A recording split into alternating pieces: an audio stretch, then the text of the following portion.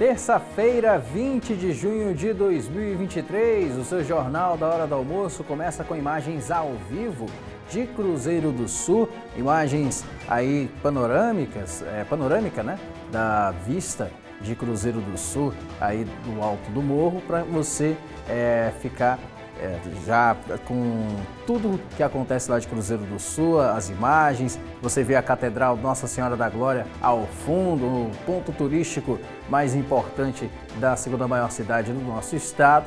E a gente inicia a edição de hoje do seu Jornal da Hora do Almoço com essas belíssimas imagens direto do Vale do Juruá e o seu Jornal do Acre, primeira edição. A gente vai falar sobre o rompimento da adutora da estação de tratamento de água na ETA 2, na Baixada da Sobral, responsável pelo abastecimento em diversas regionais da capital acreana. Ela recebeu um trabalho de manutenção paliativo, mas ontem ela rompeu novamente e mais de 50 bairros da capital acreana seguem com o abastecimento de água prejudicado. Você vai ver como isso afeta os moradores que dependem desse serviço aqui na capital e quais as medidas que o SAERB planeja para tentar resolver esse problema.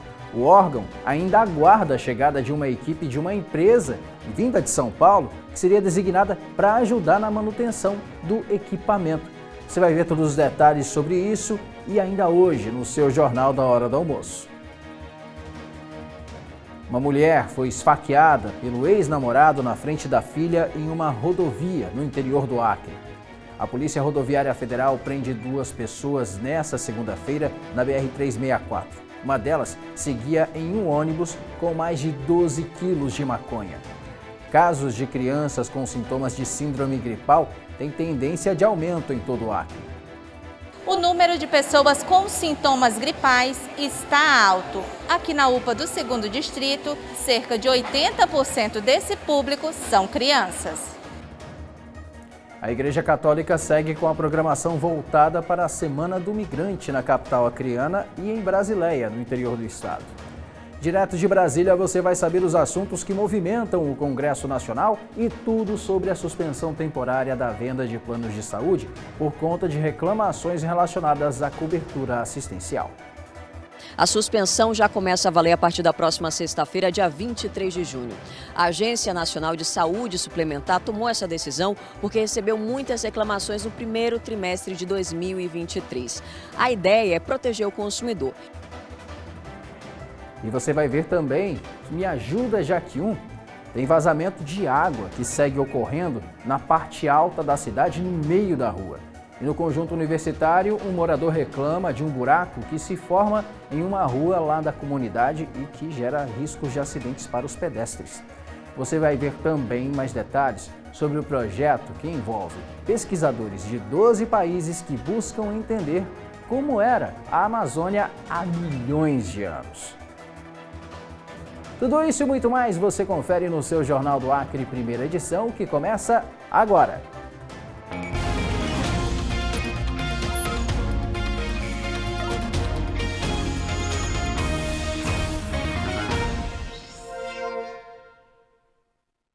Olá, muito bom dia, seja muito bem-vindo ao seu Jornal da Hora do Almoço. Desde já agradeço pela sua companhia, pelo seu carinho e pela sua audiência de sempre.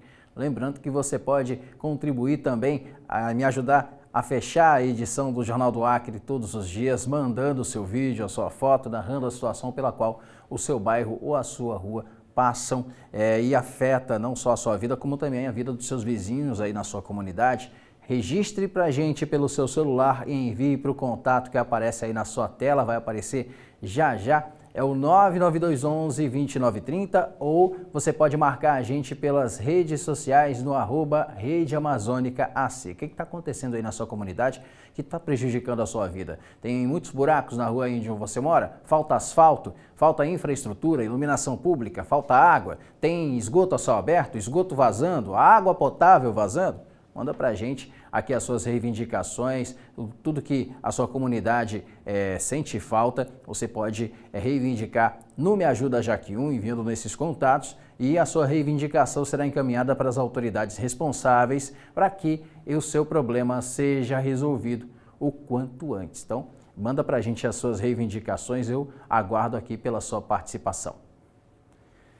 E a gente abre o Jornal do Acre, primeira edição de hoje, com a repórter Ana Paula Xavier, que esteve na nova sede administrativa do Instituto Federal de Ciência, Educação e Tecnologia aqui do Acre, para conversar com a reitora Rosana Cavalcante sobre as novas implantações do IFAC aqui no estado. Vamos acompanhar.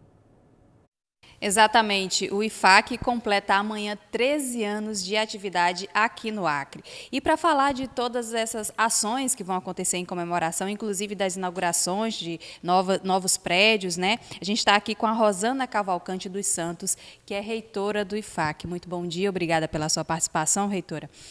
Começa falando o que é que vocês vão fazer durante essa semana de comemoração, né? Perfeito, obrigada pelo espaço.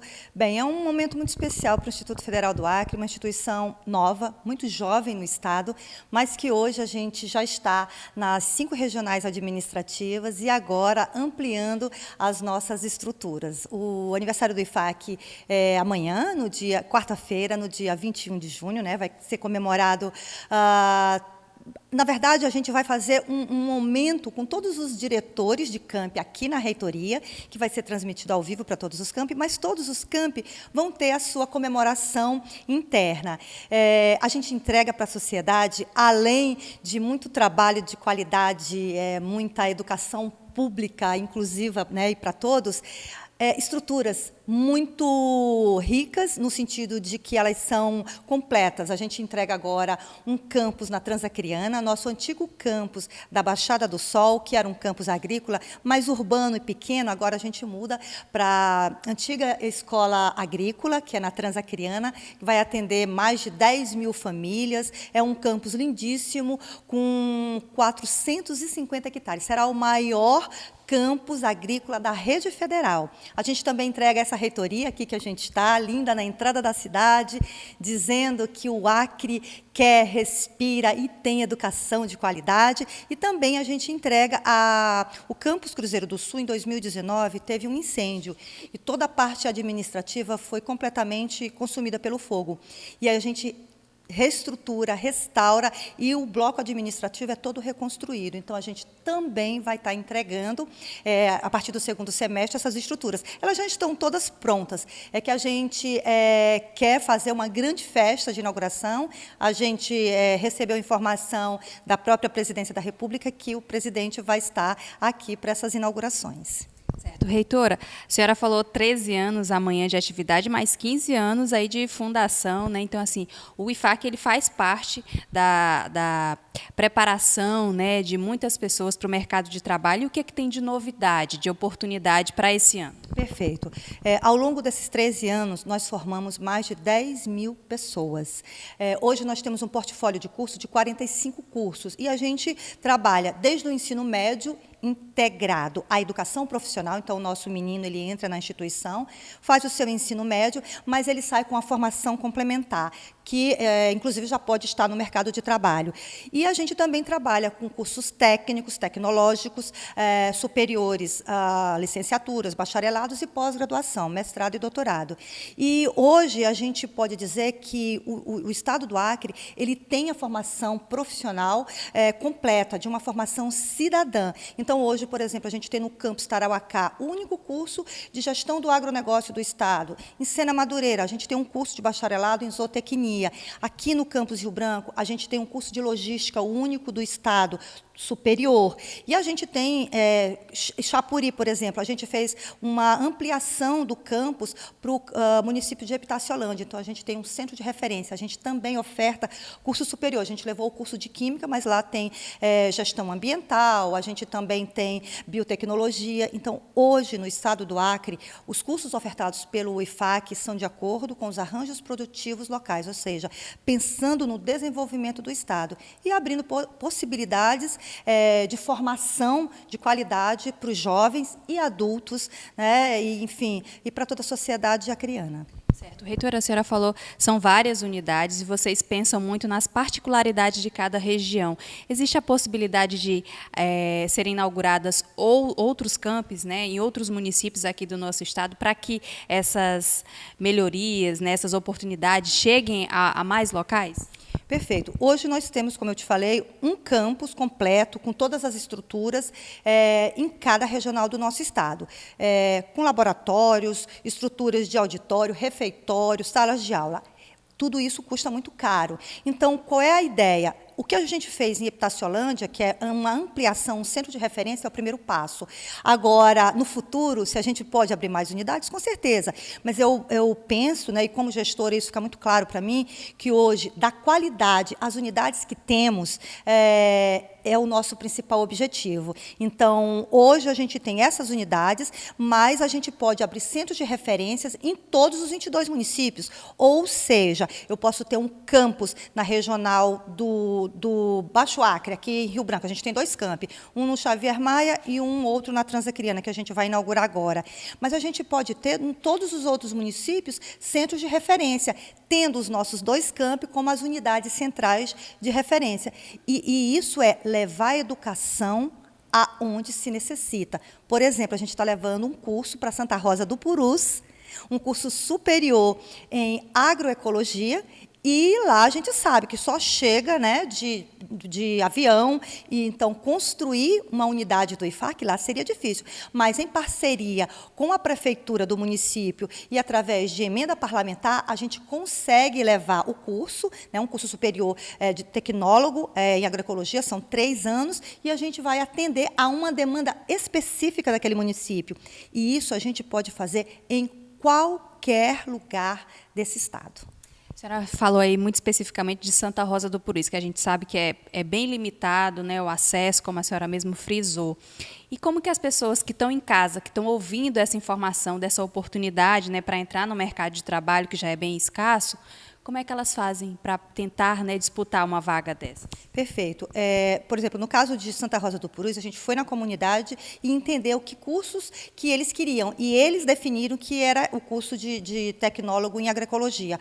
Hoje, o IFAC, a entrada para o ensino médio é através de histórico escolar. Então, o menino nosso que quer entrar no ensino médio, ele vai em um dos nossos campi, né? A gente tem 2 campos em Rio Branco, Encena Madureira, Cruzeiro do Sul, Tarauacá e Chapuri. E eles apresentam o histórico escolar. Mas tudo isso pode ser feito pelo nosso site, www.ifac.edu.br.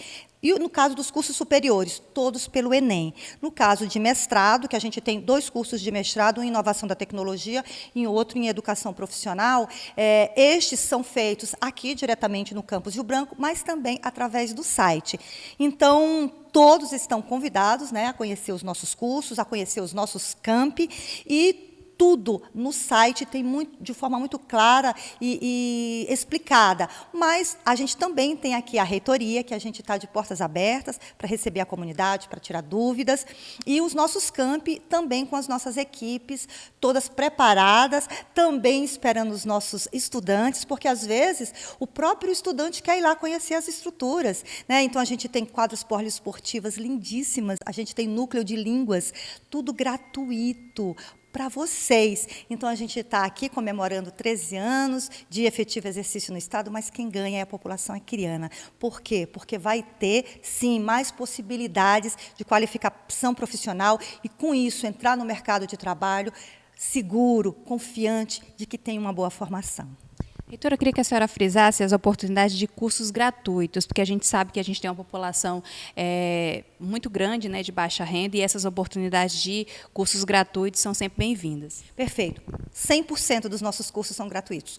Todos, inclusive no início desse ano, aliás, no início do ano passado, durante todo o ano, a gente fez formação de MEI, microempreendedor individual, e a gente ainda dava uma bolsa de estudo para essas pessoas. Era um programa do governo federal, mas que o IFAC fez o projeto e a comunidade vinha para o nosso campo, no caso foi ofertado no campus Rio Branco e no campus Cruzeiro do Sul. E era um curso FIC, formação inicial continuada, 40 dias. Bastava a pessoa vir ao IFAC e e fazer a inscrição. E a gente fez uma grande parceria com os CADs, na verdade, com os centros comunitários dos municípios. Como é que a gente faz para conseguir uma vaga no IFAC? Venha nos conhecer. Vai no site, vê qual é o campus de interesse, vê qual é a área de interesse e venha em um dos nossos campi e conversa com as equipes, com o diretor-geral, com as equipes pedagógicas e faz a sua inscrição. Mas antes, conhece a nossa estrutura, vocês vão ficar apaixonados. Obrigada, reitora. Então é isso, viu? 13 anos de atividade e muito sucesso para o IFAC, que venham mais anos e mais oportunidades para toda a população do nosso estado. Eu volto com você aí no estúdio. Obrigado, Ana Paula, pelas informações. Vamos agora falar ao vivo com o repórter André Amaral, que vai falar com a gente sobre essa situação da ETA 2 que afeta tantos bairros aqui na capital acreana. E a gente já noticia para você que a adutora voltou a se romper na noite de ontem. É por isso que a gente vai falar com o André Amaral para saber mais detalhes sobre essa situação nesse momento. André, muito bom dia para você. Você está na sede da prefeitura, é isso? Oi, Murilo, muito bom dia para você e a todos que acompanham o Jornal do Acre, primeira edição. Olha, a gente está aqui na sede da Prefeitura para falar sobre essa questão que desde a semana passada tem afetado pelo menos mais de 50 bairros da capital acreana com a distribuição de água. E hoje a gente traz uma boa notícia, é porque a equipe que a Prefeitura já tem avisado para a gente que viria para Rio Branco para fazer o conserto definitivo da adutora chegou ontem à noite, já foi ao local verificar o que está sendo, qual o problema e a partir de amanhã já começa esse conserto definitivo. Então, antes da gente falar sobre esse novo rompimento que teve, sim, ontem, a gente vai falar sobre a vinda da equipe e quais os próximos passos. Para isso, eu estou aqui com o diretor-presidente do SAERB, o Enoque Pereira. Enoque, seja muito bem-vindo ao Jornal do Acre, primeira edição. A equipe, enfim, já está aqui em Rio Branco. Como eu disse, eles já foram para o local ontem já fazer essa averiguação do que vai ser, do que precisa ser realizado, quais os próximos passos agora e em quanto tempo a gente deve ter essa situação toda da água normalizada aqui na capital. Isso, a gente teve um problema sério na semana passada, a gente tentou e divulgamos o máximo possível, né, deixar a população a par do problema. É um problema que vem acarretando há mais de 20 anos, desde quando a ETA foi criada. Lá tem um maciço que é muito complexo. Diante dessa situação, a gente procurou de imediato uma empresa, qualquer empresa que pudesse ter um know-how em Rondônia, né? Não tem lá nenhuma empresa que faça esse serviço, porque nós estamos falando de uma emenda de um PAD, é um material bem maleável, mas ele é uma junção entre o PAD e um ferro fundido, e nessa junção, com esse movimento de terra, quebrou um colar, que fazia a junção dos dois, né? Então, esse reparo desse PAD não tem no Acre, não tem em Rondônia, nenhuma empresa especializada. Contactemos, procuramos algumas empresas especializadas, inclusive com a consulta de algumas empresas de saneamento de fora do estado, né? E eles viriam na semana passada. A razão de não ter vindo foi porque o transporte do material, que é um material pesado e grande, as empresas aéreas não queriam transportar. Para vir de carro seria em torno de 4 dias, então a logística ficou complexa. Houve uma conversa com a empresa aérea, que embarcou na sexta-feira da semana passada e pediu um dia útil para poder nos entregar aqui em Rio Branco, que foi ontem. Então a equipe também chegou ontem, pela madrugada, né? Já foram lá hoje pela manhã, já verificaram o local e nós estamos tentando ver, posicionar todo o material de uma forma que seja rápido a intervenção, só que é de uma área complexa. Então a nossa equipe técnica se juntou, inclusive desde ontem. Vamos se reunir agora à tarde, 2 horas, com o pessoal que veio de São Paulo, para poder a gente montar a melhor estratégia que faça com que a interrupção seja o menor possível. Então a equipe já esteve lá, vamos voltar lá hoje à tarde novamente, e amanhã a gente vai ver um horário mais ideal para poder iniciar. Por quê? Porque grande parte dessa água que produz na ETA 2, lá produz 1.000 litros por segundo, e em torno de 300 é encaminhada para a ETA 1, que é encaminhada para o central ali no Bola Preta, tem um elevado. Aquele reservatório, ele joga água para toda a parte alta da cidade e pegando Bola Preta até o final do Bombeiros. É uma área grande, o centro de Rio Branco todinho também, e uma parte do Horto e uma parte do Bana Julião. Então, é uma área grande abastecida por aquela área. Aquela área é abastecida todo dia, das 4h30 até as 11 horas. Então, a gente está esperando primeiro bombear para essa região, né? Então, assim, essa parada que vai ter não vai prejudicar essa região que eu falei agora, porque a gente vai primeiro esperar é produzir a água, bombear para o central e distribuir para a cidade. Então a gente acha que lá por volta de 10 horas a gente vai parar a parte de produção de água para iniciar a intervenção. 10 horas da manhã de manhã. Amanhã, isso. E em quanto tempo você acredita que esse trabalho deve ser realizado? A gente está sendo otimista que seja menos de 10 horas. A gente acha que até que em 6 horas ou 8 horas resolva. Mas estamos estabelecendo um prazo de 10 horas para não criar expectativa. Possa ser que durante essa intervenção surja algum imprevisto, né? Porque o momento, a situação lá, ela é conhecida por nós, os técnicos dominam o assunto, só que nós estamos numa área que não é tão fácil de se mexer, né? É um massapê, é um material, uma terra muito ruim de se trabalhar e estamos trabalhando com um material que é o PAD, que ele é resistente, mas não quer dizer que a máquina possa quebrar. Então, se nós formos numa pressa, a gente pode até danificar um PAD desse aí cria um outro problema. Então, a gente vai com calma, com cautela, né? Vai ser um prazo máximo de 10 horas de intervenção. Algumas áreas não vão sentir essa diferença de parada de água, algumas vão porque tem uma intermitência muito grande. Então, com essa parada aí, para totalmente o segundo distrito, porque ela é bombeada diretamente da ETA 2 para todo o Calafate, para desde o Calafate até chegar no Alphaville. Toda aquela área, Tucumã, Universitário, Wilson Ribeiro, a parte do Calafate todo, Vanderlei Dantas, várias áreas são paradas porque são água de lá. Mas terminou essa parada, imediatamente começa a produção de água e volta à normalidade. Que a gente está com o nosso tempo bem corrido, mas antes de entregar lá para o estúdio, a partir do momento, vamos ser otimistas, a partir do momento que essa interrupção é feita e dure apenas 10 horas, quanto tempo vai levar para que seja normalizada a distribuição de água? Certo. Uma parte da cidade, como eu falei agora, a parte do centro, que é bombeada pelo central, que é ali no Bola Preta, ele não vai sentir essa parada, porque já primeiro bombear a água no período que é habitualmente feito, há mais de 20 anos. Então, primeiro vamos abastecer todo mundo para depois parar. Desses 53 bairros que a gente nominou na semana passada, deve cair para uns 30 no máximo, porque é a parte toda do segundo distrito e a parte do Calafate que realmente vai sentir essa parada, né? Mas grande parte da cidade ele não vai ter essa interrupção. Algumas que é dia sim, 3 não, que é uma parada meio intermitente, vai sentir sim a parada. Agradeço, Enoque, a sua participação aqui no Jornal do Acre, primeira edição. Estamos à disposição, tá? E sempre pautando para a sociedade que tudo aquilo que acontece em relação ao SAERB, de problemas, que é uma estrutura antiga, que é um parque de motor e bomba também antigo, a gente procura passar para todo mundo, esclarecendo como é que é a situação. Embora que a gente saiba que, em detrimento disso, surge muito questionamento sobre o SAERB, sim, mas nós estamos sempre transparentes em relação à informação do SAERB. Tá aí então, Murilo, as informações do diretor-presidente do SAERB sobre a chegada dessa equipe que vai começar a partir de amanhã a fazer esse concerto definitivo lá da adutora, e a gente, é lógico, fica torcendo para que a gente tenha uma solução o quanto antes para um problema que já tem persistido aí há bastante dias, né? Voltamos com você. Tá certo, André. Obrigado pelas suas informações e um bom trabalho para você. Portanto, tá aí as informações do André Amaral. A gente espera que esse problema seja resolvido o quanto antes, porque moradores aqui da capital acreana sofrem com o problema do abastecimento.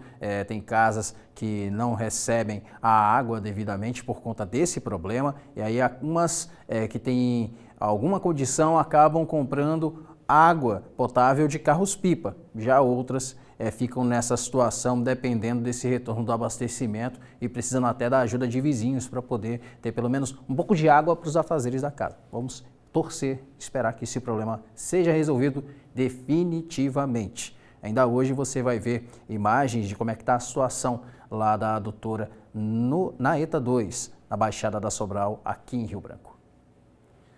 Bom, e uma mulher foi vítima de tentativa de feminicídio na tarde de ontem na rodovia AC 475 em Acrelândia, no interior do Acre, na frente da filha pequena. A vítima foi esfaqueada diversas vezes pelo ex-namorado que fugiu após o crime. A Polícia Civil informou que o casal estava separado e a mulher já tinha dado parte do suspeito. Nesta segunda, o homem estava consumindo bebida alcoólica em um bar da cidade e, a caminho de casa, de carona com um amigo, viu a mulher passando de bicicleta com a criança na rodovia. Ele então retornou e foi até a mulher para agredi-la. O crime foi presenciado por algumas pessoas que estavam na rodovia. O criminoso fugiu para a zona rural da cidade e é procurado pela polícia. A vítima foi atendida inicialmente no hospital do município e depois foi transferida para o pronto-socorro aqui da capital. E lá em Cruzeiro do Sul, a Polícia Militar atendeu uma ocorrência de agressão no bairro da Baixa. Uma mulher descobriu uma suposta traição e foi até o trabalho de outra moça, suposta amante de seu marido, e a agrediu fisicamente. O capitão Robson Belo é quem vai contar pra gente como foi essa ocorrência. A ocorrência chegou através do nosso 190, foi feita uma denúncia, a gente chegou lá e conseguiu fazer lá o flagrante, conversar com as testemunhas e com a vítima e o autor. Uma moça havia agredido outra, a SAMU foi até o local para prestar os primeiros socorros lá para a moça que havia sido agredida. Segundo informações lá, elas tinham uma rixa antiga a respeito lá do casamento dela. A gente fez lá a condução para a delegacia para que seja feita lá a apuração e os procedimentos cabíveis. A priori, trata-se de lesão corporal, conduzida para a Polícia Civil para que seja feito o início do inquérito através do flagrante delito. Após isso, vai ser encaminhado ali para o Ministério Público. Lesão corporal de natureza leve, possivelmente ela deve receber lá uma pena pelo juiz. Bom, e em Brasileia, a polícia apreendeu um revólver de fabricação argentina, que era usado para intimidar moradores. Em cumprimento à Operação Horus do programa Guardiões das Fronteiras, os policiais apreenderam no ramal Juricaba, em Brasileia, uma arma de fabricação argentina e munições, e o revólver era utilizado para intimidar os moradores. Equipes do Sistema Integrado de Segurança Pública receberam vídeos de confrontos armados entre organizações criminosas rivais, inclusive com o uso de artefatos explosivos, ostentando arma de fogo para ameaçar a população. Os policiais foram até o local que ocorreu o fato, localizaram um dos autores que tentou fugir, mas foi capturado. Outra pessoa também foi indiciada e teria entregue o local onde a arma estava guardada. Diante do fato, os 2 suspeitos e a arma foram encaminhados para a delegacia de Brasileia para a adoção das medidas cabíveis. A gente segue com o Jornal do Acre, primeira edição, para te contar que na noite de ontem a Polícia Rodoviária Federal prendeu 2 pessoas que seguiam para 2 destinos diferentes aqui em Rio Branco e o primeiro suspeito, de 46 anos, foi preso em flagrante dentro de um ônibus com mais de 12 quilos de maconha. Segundo a polícia, ele confessou que estava levando os 12 tabletes da droga para Vitória, que é a capital do Espírito Santo. Já o segundo suspeito foi preso em outro ônibus. O homem de 29 anos seguia para Porto Velho, capital de Rondônia, mas ao consultar o sistema, a polícia descobriu que havia um mandado judicial de prisão contra o suspeito pelo crime de roubo, expedido pela Vara de Execuções Penais. Ambos os suspeitos foram encaminhados para a Delegacia de Flagrantes aqui da capital e estão à disposição da Justiça. Bom, e a gente agora vai seguir para fazer a primeira parada de hoje do seu Jornal do Acre, primeira edição. Na volta, a gente vai saber mais detalhes sobre a repercussão das síndromes gripais aqui no nosso estado. Você tem sido informado aqui nos nossos telejornais que o Acre tem tendência de aumentos de casos de síndrome gripal, especificamente em crianças, segundo o boletim Infogripe da Fiocruz. A nossa equipe acompanhou como é que está essa situação nas unidades de pronto atendimento aqui da capital acreana. Ainda hoje tem as reivindicações da comunidade no seu Me Ajuda Jaque 1 e vamos ter muito mais informações para te passar aqui ao longo da nossa edição do Jornal do Acre, primeira edição. Então fique com a gente nesse horário do almoço para você ficar muito bem informado das últimas atualizações da manhã desta segunda-feira, aliás, dessa terça-feira e início de tarde, para você já poder sair do horário de almoço, ir para o seu trabalho, sabendo de tudo que ocorre aqui no nosso estado e na nossa região. Lembrando que você pode enviar suas reivindicações para a gente pelo 99211-2930 ou marcando a gente nas redes sociais pelo @Rede Amazônica AC. Agora no Acre 11h53, a gente volta já já.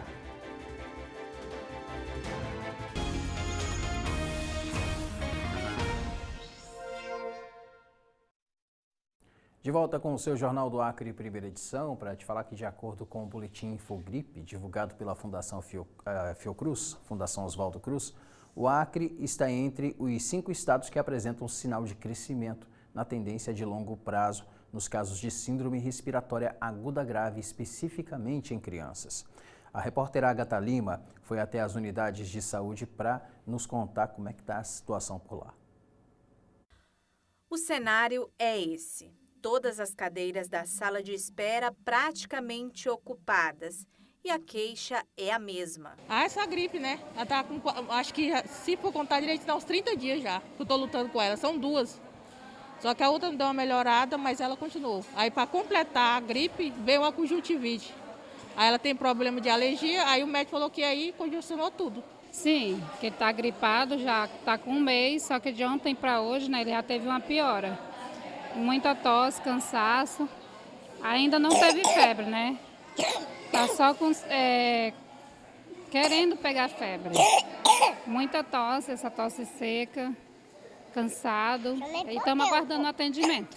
Ele tá numa tosse, muita febre, tá com mais ou menos umas 2 semanas que ele gripou, aí devido à mudança de tempo ele só piorou, né? Aí eu resolvi trazer ele hoje. O número de pessoas com sintomas gripais está alto. Hoje, aqui na UPA do 2º Distrito, cerca de 80% desse público são crianças.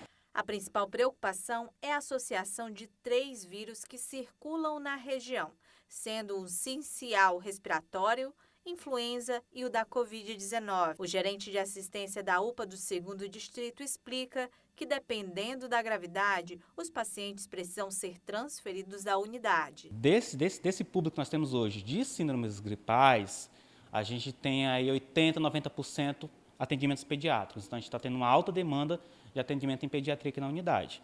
A minha taxa de internação também aumentou, né? Eu tenho hoje 14 leitos aqui na unidade, já fizemos até leitos de retaguarda para evitar possíveis, né, situações mais atípicas.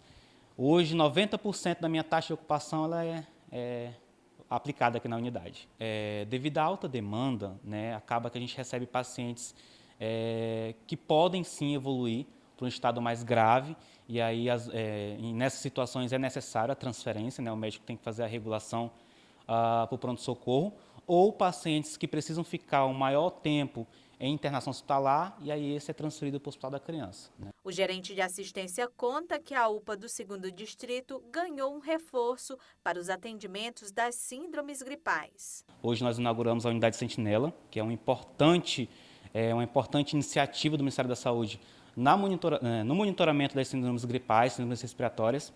Então a gente tem um local específico, a partir de hoje nós começamos a atender pacientes em um local específico só para síndromes gripais. Pacientes que chegam à unidade, né, apresentando sintomas gripais e são classificados entre fichas azul e verde, serão encaminhados para esse local específico e lá eles vão proceder com seu atendimento, sua notificação, e aí vai ser realizado completamente lá, integralmente lá o atendimento. E o aumento dos casos de tuberculose preocupam autoridades da saúde em Cruzeiro do Sul. Vamos acompanhar agora as informações repassadas pela coordenadora de vigilância epidemiológica lá da cidade.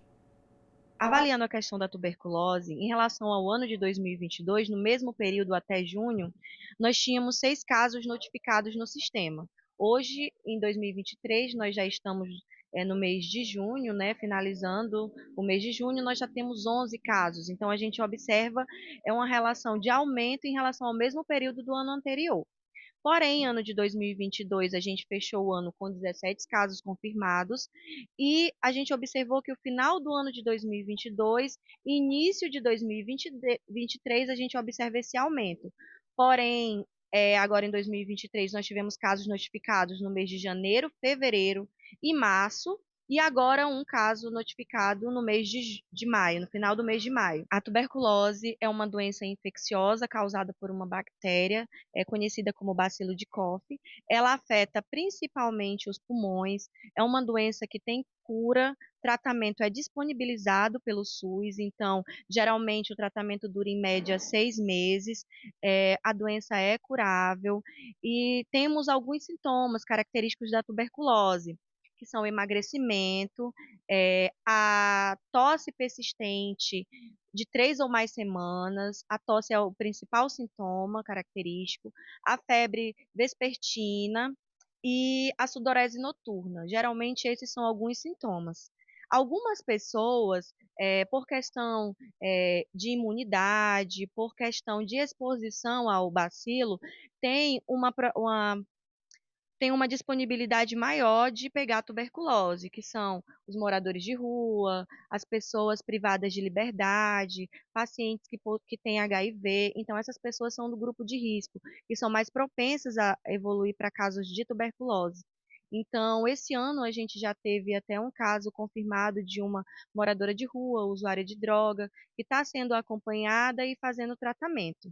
Ano passado, também no final do ano, teve um diagnóstico de também uma moradora de rua, que está dando tudo certo, e ela já está finalizando o tratamento e, se Deus quiser, vai fechar por cura o caso. O paciente é testando positivo para tuberculose, é feito a busca ativa dos contatos, então, todas aquelas pessoas que tiveram contato com esse caso confirmado, é feito a investigação, realizado exames.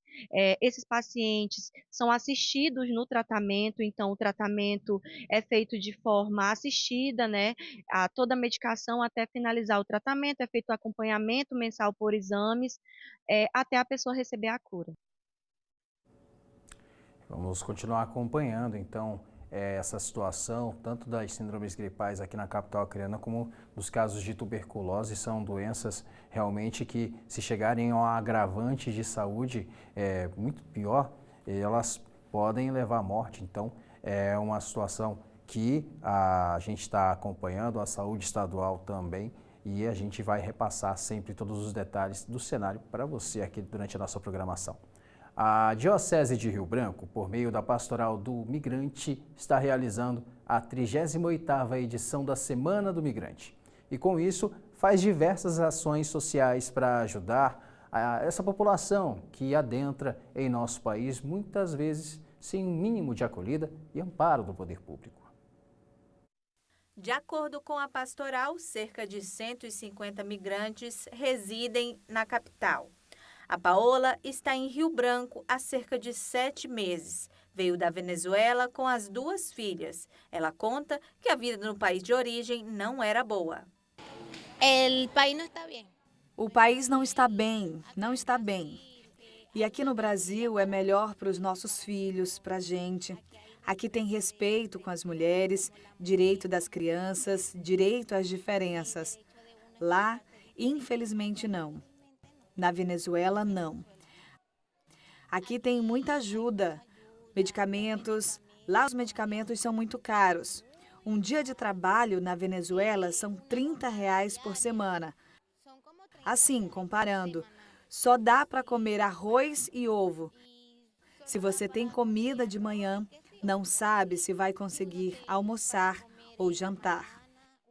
Dia 20 de junho é Dia do Migrante e a Pastoral do Migrante da Diocese de Rio Branco realiza na capital acreana e na cidade de Brasileia ações sociais para acolhimento dessa população, ajudando com informações prévias do que se necessita enquanto documentação para permanecer no estado e, consequentemente, no país. Aqui, como vocês podem perceber, também a campanha de vacinação para atualizar a carteira, porque isso é super importante, eles que vêm nessa trajetória e que vão seguir, muitos não ficam aqui no Acre, e também atendimento com a documentação, orientações, proteção também contra o tráfico de pessoas, contra também algumas campanhas que a gente traz da proteção também com as crianças nessa fronteira.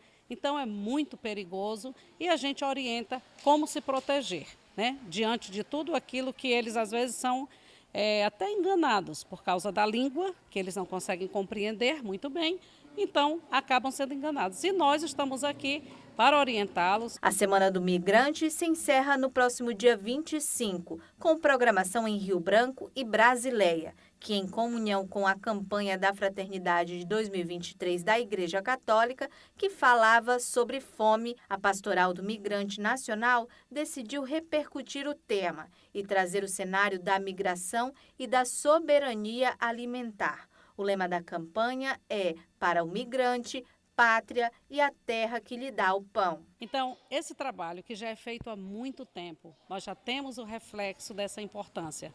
3 casas de passagem, uma em Assis Brasil, uma em Brasileia, que é um prédio cedido pela igreja, e uma aqui em Rio Branco, que funciona ali na Bahia.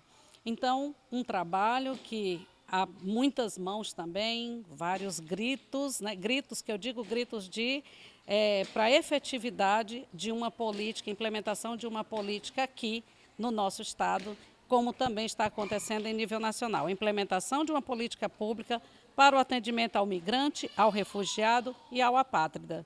Então, já temos também um comitê estadual, estamos incluídos no Fórum Nacional, né, de Apoio ao Migrante.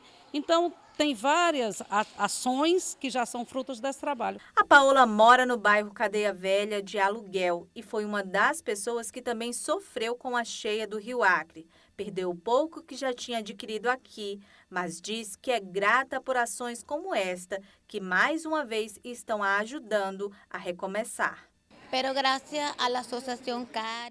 Agradeço à Associação Cáritas Sem Fronteiras, o CRAS, que doaram colchões, lençol, roupas e pouco a pouco a gente segue em frente. Vou recomeçar outra vez porque chegamos no Brasil sem nada. E graças ao bom coração de todos vocês, podemos dizer que posso seguir em frente, com todo amor, dedicação, empenho e muita sabedoria e paciência. Agora vai conseguir recomeçar. Amém. Amém. Importante essas ações de acolhimento para essas pessoas que vêm de um cenário tão sofrido e tentam uma oportunidade aqui no nosso estado, no nosso país. Na Câmara e no Senado, os trabalhos da semana começam para valer nesta terça-feira. O Wellington Lopes destaca para a gente os assuntos que devem movimentar o Legislativo Federal nesses dias. No Senado, a Comissão Parlamentar Mista de Inquérito do 8 de janeiro inicia a fase de depoimentos. O primeiro a falar será o ex-diretor-geral da Polícia Rodoviária Federal, Silvinei Vasques. Ele terá de prestar esclarecimentos sobre blitz realizadas pela PRF no dia do segundo turno das eleições no ano passado, especialmente no Nordeste. Também no Senado, a CPI das ONGs, que apura a atuação de organizações não governamentais na Amazônia, vai votar 24 requerimentos para ouvir pessoas, entre lideranças indígenas e autoridades do atual e do governo anterior. Ainda no Senado, a CCJ, Comissão de Constituição e Justiça, realiza amanhã a sabatina do advogado Cristiano Zanin, indicado pelo presidente Lula para uma vaga no Supremo Tribunal Federal como ministro.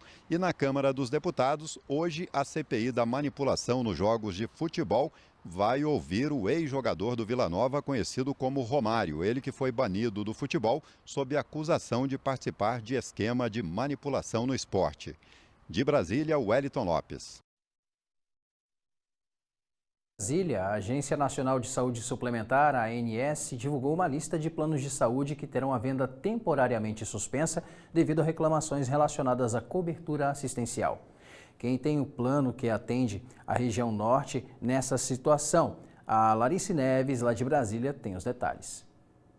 A ANS suspendeu 31 planos de saúde que pertencem a 9 operadoras. Desses 31 planos, 4 atendem 6 estados da região norte. Esses 4 planos estão ligados à rede Univida. A suspensão já começa a valer a partir da próxima sexta-feira, dia 23 de junho. A Agência Nacional de Saúde Suplementar tomou essa decisão porque recebeu muitas reclamações no primeiro trimestre de 2023. A ideia é proteger o consumidor. Então, se você tem um desses planos, não vai ser afetado, vai poder continuar realizando seu exame normalmente. O que vai acontecer é que essas operadoras não vão poder revender os planos até resolver essa situação. A ANS vai continuar monitorando todo o procedimento. De Brasília, Larissa Neves. E a Vara de Execuções Penais no regime fechado determinou que as vagas de trabalho com artesanato nas unidades prisionais não sejam limitadas para os reeducandos. A Vara considerou a lei que estabelece o trabalho como elemento de dignidade para a pessoa custodiada e é direito das pessoas em cumprimento de penas privativas de liberdade, conforme fixado na Lei de Execuções Penais. Com isso, o Instituto de Administração Penitenciária do Acre, o IAPEN, fica responsável em dar oportunidade do exercício do trabalho de artesanato para os detentos que tenham interesse na atividade. A Vara atende um pedido do Ministério Público do Acre para que fosse feita a extensão deste trabalho para todos os presos aqui no estado. E a gente faz mais uma parada aqui no seu Jornal do Acre, primeira edição. No próximo bloco tem as reivindicações da comunidade no seu Me Ajuda Jaque 1. A gente volta já já, agora no Acre, 12h11.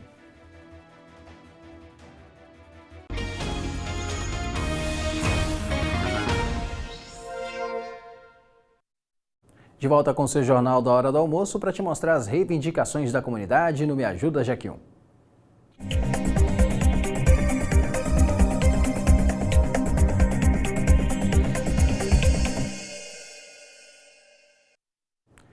Bom, agora a gente vai ver um caso de um buraco que está se formando em uma rua do conjunto Universitário 3. O morador fez o registro em vídeo e enviou para a gente. Vamos ver. A reclamação aqui para o Jaque 1, da comunidade aqui no conjunto Universitário 3. Esse buraco aqui já está com 2 anos, 3 que vem, conserta e reaparece. Algum vazamento interno. E deu origem agora ao desabamento aqui no centro aqui, colocando em risco pedestres e veículos que podem cair aqui dentro. Colocando essa caixa aí, pedimos providência aí. Obrigado. O nome dessa rua é Rua Álvaro Tomasso, do conjunto Universitário 3. Além disso, a gente recebeu outra reivindicação e essa reivindicação é sobre mais um vazamento de água potável que foi registrado dessa vez na Rua Cedro, no loteamento Novo Horizonte, aqui na regional do Tancredo Neves. Vamos ver o vídeo. Olá, amigos da Rede Amazônica, TV Acre. Queria pedir mais uma vez a ajuda de vocês sobre esse vazamento de água aqui. Eu tinha feito um vídeo há uns 15 dias, mas só aumentou o vazamento. Olha aí. Muita água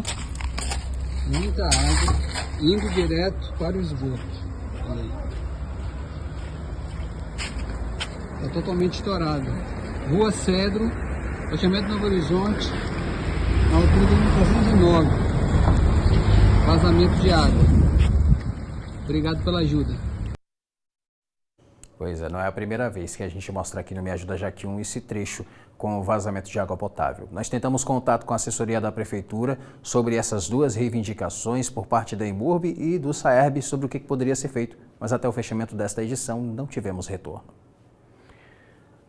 A gente vai fazer a nossa última parada de hoje aqui no seu Jornal do Acre, primeira edição. Na volta você vai saber mais detalhes sobre um projeto que é realizado no Vale do Juruá, com pesquisadores que buscam saber como era a vida na Amazônia há milhões de anos. A gente volta já já, agora no Acre, 12h17. Não sai daí, tem mais informação para você.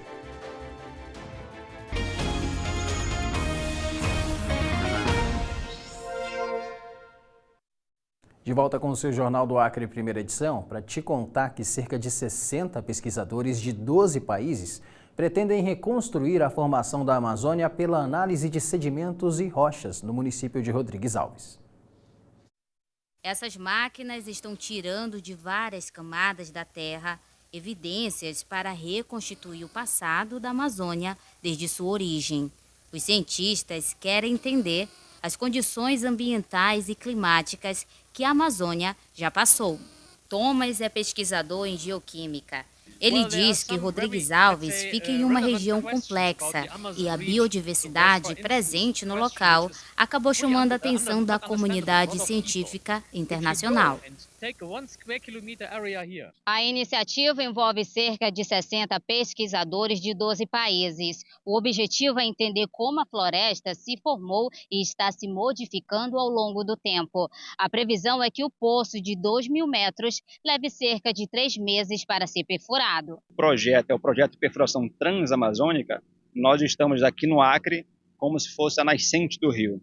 A partir da nascente do rio, nós vamos entender a foz do rio. Na foz do rio, nós estamos com previsto a perfuração no estado do Pará, na ilha do Marajó, onde previsto perfurar uma profundidade de 1.800 metros. Os dados coletados até o momento sugerem que a formação das florestas neotropicais teria ocorrido durante o período Cenozoico, era geológica iniciada há 65 milhões de anos atrás. Todo esse material está sendo armazenado aqui em Rodrigues Alves e a partir do final da atividade nós vamos levar para a Universidade de São Paulo e da Universidade de São Paulo, do Porto de Santos, ele está sendo enviado para a Universidade de Minnesota, nos Estados Unidos, onde será preservado e analisado pelos pesquisadores participantes do projeto.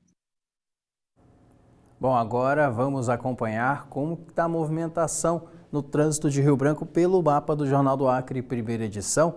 Vamos aqui então para o nosso telão, olha só. A movimentação muito intensa na região central da cidade, trânsito praticamente parado na rua Benjamin Constant, no centro de Rio Branco. Ali, veículos ficam esperando o semáforo abrir para poder ir pela Marechal Deodoro e seguir em subida lá para a Avenida Brasil e a Avenida Ceará. A Avenida Brasil, inclusive, que também está com trânsito muito intenso nesse momento. Quem está indo ali para a região da Floriano Peixoto, Avenida Getúlio Vargas, quem está pegando essa via para poder se dirigir até o centro da cidade ou atravessar para o 2º distrito, é uma missão aí bem mais complicada, com o trânsito mais intenso, e a gente, claro, recomenda sempre ao motorista paciência. Trânsito também intenso na Avenida Getúlio Vargas, em quase toda a extensão, desde a Rua Rui Barbosa até um pouco depois do cruzamento com a Avenida Nações Unidas no pronto-socorro. O trânsito é mais moderado nesse momento, mas sempre muito movimentado. Lá embaixo, lá na parte próxima à Praça do Juventus, o trânsito volta a ficar mais intenso. Então, é uma movimentação bem intensa, bem volumosa na Avenida Getúlio Vargas. Muitos veículos usam essa via para poderem se deslocar da parte alta da cidade para o centro e também no sentido contrário. Então, o trânsito realmente fica um pouco mais complicado nesse horário do almoço na Getúlio Vargas. Avenida Nações Unidas, ali na parte da Quintino Bocaiúva, próximo ao bairro José Augusto, trânsito bem intenso nesse momento, ali naquele trecho próximo ao Mercado do Bosque. Então você, motorista que vai passar por lá, muita cautela, muita atenção, muita paciência, porque a Nações Unidas ali no trecho próximo ao bairro José Augusto, trânsito bem intenso nesse momento.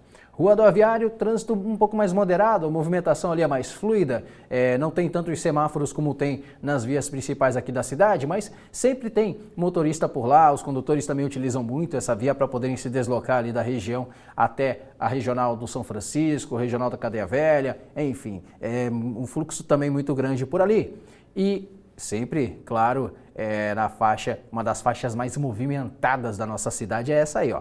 Avenida Ceará, nesse momento, para quem está se deslocando do bairro para o centro, sentido bairro centro, trânsito bem tenso nesse momento para você que está indo por ali, nesse trecho aí específico da Rua Pernambuco, porque muitos carros acabam passando por lá e eles ficam ali parados no semáforo, mas é um volume sempre muito intenso de carros transitando nos dois sentidos. Então, trânsito bem complicado também na Rua Pernambuco, muito intenso ali para quem está se dirigindo para o Rio de Janeiro, Minas Gerais, para quem está pensando aí para a Baixada da Sobral por ali.